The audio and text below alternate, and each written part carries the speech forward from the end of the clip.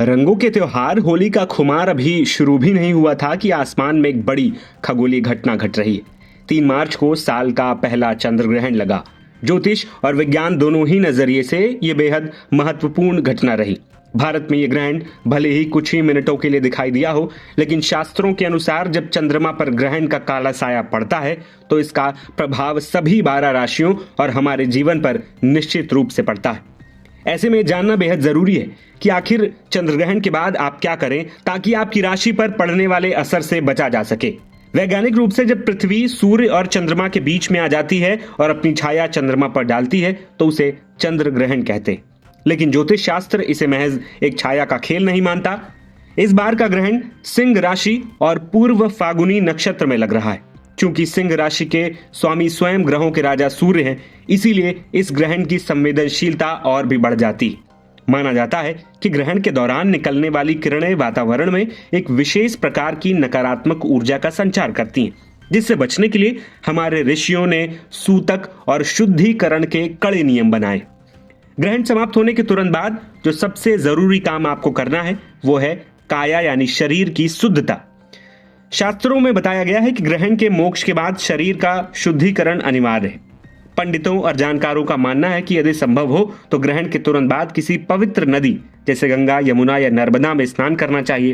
लेकिन अगर आप घर पर हैं तो परेशान ना हो। अपनी स्नान की बाल्टी में गंगा जल की कुछ बूंदें मिलाइए। यह आपको गंगा स्नान के समान ही पुण्य फल प्रदान करेगा। याद रखें, यह स्नान केवल शरीर की सफाई नहीं बल्कि ग्रहण के दौरान वातावरण में फैली नकारात्मक ऊर्जा के प्रभाव को धोने का एक आध्यात्मिक तरीका भी है। स्नान के बाद बारी आती है दान की। शास्त्रों में दान को ग्रहण के दोषों को मिटाने का सबसे सशक्त माध्यम माना गया है। चूंकि यह ग्रहण सिंह राशि में लग रहा है, इसीलिए इसके दुष्प्रभाव को कम करने के लिए आपको गेहूं, गुड़, केसर और लाल वस्त्र दान करने चाहिए। इसके अलावा किसी जरूरतमंद या पुरोहित को ताजा अनाज और अपनी सामर्थ्य के अनुसार दक्षिणा जरूर दे सकते हैं। यह दान न केवल आपकी राशि के दोषों को शांत करेगा बल्कि आपके घर में सुख समृद्धि के द्वार भी खोलेगा।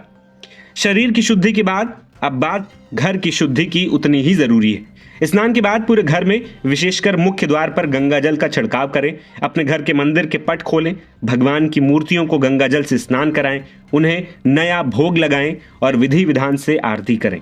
इससे घर में रुकी हुई नकारात्मक ऊर्जा बाहर निकलती है और शुभता का संचार होता है। अब बात सबसे महत्वपूर्ण भोजन की। ग्रहण की दूषित किरणों का असर पके हुए भोजन पर सबसे ज्यादा होता है। इसीलिए ग्रहण के बाद बासी भोजन का सेवन करने से आप बिल्कुल बचें। बचे हुए भोजन को किसी गाय को खिला देना सबसे उत्तम माना गया है। ग्रहण के बाद हमेशा ताजा भोजन बनाकर ही ग्रहण करना चाहिए।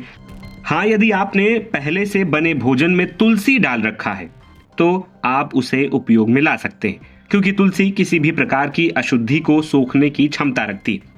खगोलीय घटनाओं का हमारे जीवन से गहरा नाता रहा है। इन छोटे लेकिन प्रभावी उपायों को अपनाकर आप चंद्र ग्रहण के प्रतिकूल प्रभावों से बच सकते हैं और अपने जीवन में सकारात्मकता ला सकते हैं। नवभारत टाइम्स की रिपोर्ट।